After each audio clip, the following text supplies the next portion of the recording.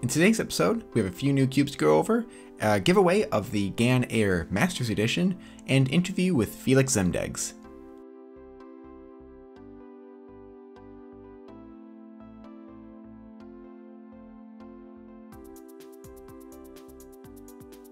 Hey everyone, thank you for joining me. This is episode 11 of the Speedcube Review podcast. My name is Sean, and if you're watching this on YouTube, you are now looking at my face. What I'm going to do, I'm going to, I think, change things up. See how it goes. I don't know, if you listen to this on iTunes, it's going to be the complete same thing. You're going to have the full episode with going through cubes, records, history. Show you I'm going to do a history lesson, and then the interview. But if you listen to this on iTunes, I'm sorry, not on iTunes, on YouTube. Also, this is all unscripted. If you're watching this on YouTube, I'm going to split it up because I think a lot of people would rather just see the interview or see whatever is new. If you listen to this on any other client, you can just go to the RSS feed at speedcubeview.com/podcast. There's a little RSS feed button there, and you can use it on any podcast client. So I know I'm not on different stores other than iTunes, but if you use that RSS feed, those will just link right into whatever ones you want to use. Now I'm doing a video because, I don't know, why not? I will see how that goes.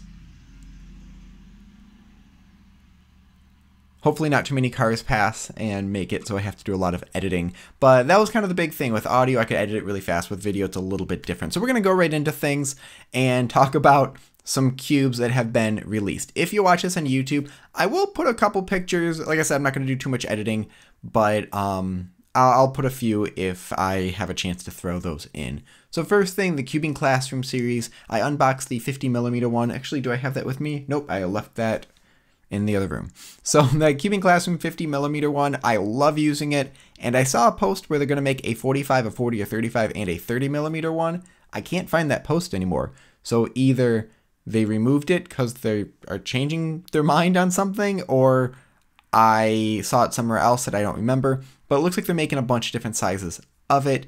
The stickerless version is going to be kind of that unpolished frosted plastic. So I'm excited for that. I like using the 50mm one even for two-handed, so that is great. There is a new Yushin 3x3. It's really interesting looking. There's a ton of tracks on the pieces. It looks really angular, kind of like, I can't think of anything in particular that it reminds me of. Something almost like the bullfight, but really sharper edges. So I don't know how it's going to perform. It's hard to tell just by looking at it. The Kona has a really long stock on it, but that should be coming out pretty soon.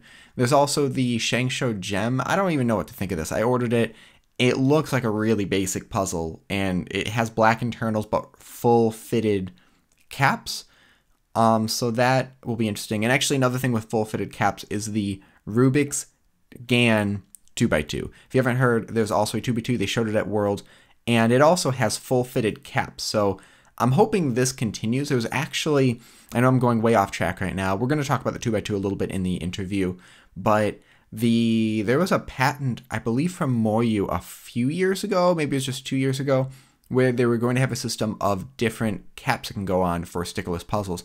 This was during the time when stickerless puzzles were not allowed in competition. So yeah, so it had to be probably about 3 years ago when I saw this, because about 2-ish years ago is when it became legal. And that, it looked like they're going to do, and now I don't know what's going to happen. But it's another puzzle. There's a center cap shown for the Kong's Design Megaminx. When they just show a center cap, I don't know if that means it's going to be produced soon or just, hey, look, we're doing something. But it's really circular.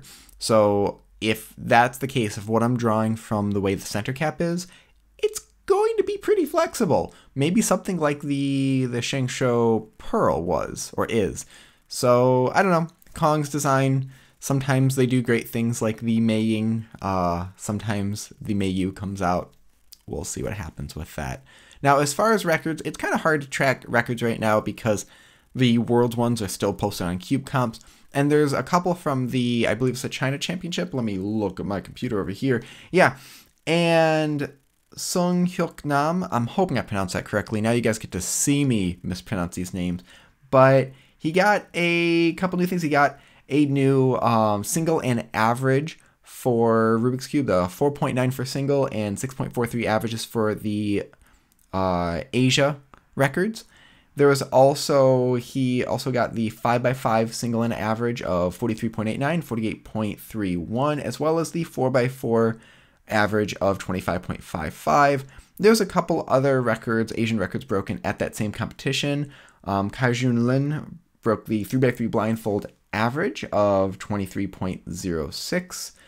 And let me see, what else do we have? We have a couple other things. The 7x7 single by Wong Kin Luk of 2 minutes and 14 seconds, as well as the 6x6 single in average of 1 minute 38 and 1 minute 44. There's a couple other things like 3x3 with feet. There's also records broken there. Rohan Kui and Zhao.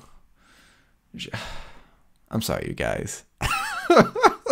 I'm doing horrible at this right now. But yeah, so those are some of the records. There's no new world records right now.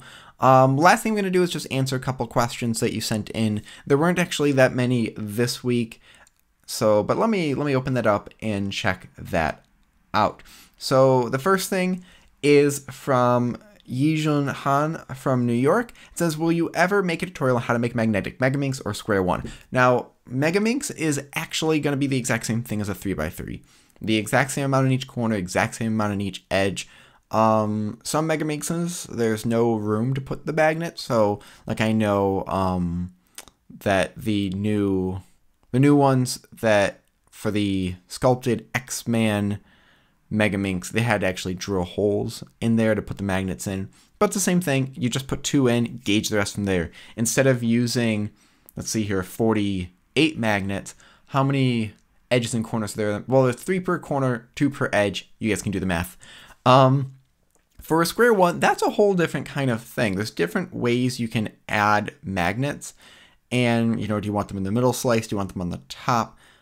A bunch of people have tried making them, and I think they've worked, but it's just, I don't know. I'm not really into Square One, so I'm probably not going to make one anytime soon. I'm not that into Megaminx either, so I probably won't make one for that as well.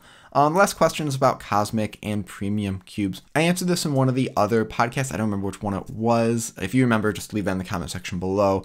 But my basic reply is that if you don't like setting up puzzles and you want someone else to do it, or you just don't want to take the time, go for it. I actually ordered a magnetic Cosmic Valk, and I didn't like the way it was set up, and so I sent it back, and they're gonna fix it up for me. They're gonna do it how I want it to. Actually, no, I didn't send it back yet. I sent it out on Saturday, and the post office was closed because I showed up at 12:02 and they closed at 12. So I have to send that out today.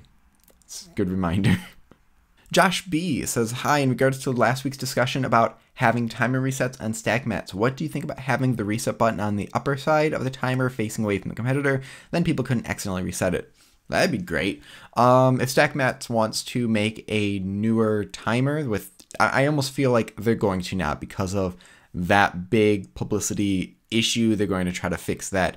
But Felix actually brought up a interesting thing in our interview about making so the reset button doesn't activate, but you'll wait for the interview for that. There's a few different ways to fix it, but that would be nice. It's just you have to rework the timer, get a new one made. I would love to see other companies make timers. I mean, the ones from Yushin are basically copies of the StackMat one, and I've had issues with those. So I'm hoping a company just makes one that's their own design that works well.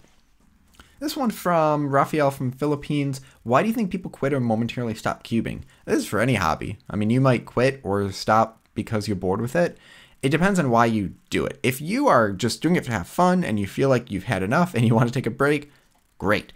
If you are taking a break because you only want to get faster and you are getting tired of it and you're getting frustrated, take a break anyways, because if you're constantly just trying to get faster, you're going to get more and more frustrated because it's harder and harder to break that record. So you might just take a break, relax for a second.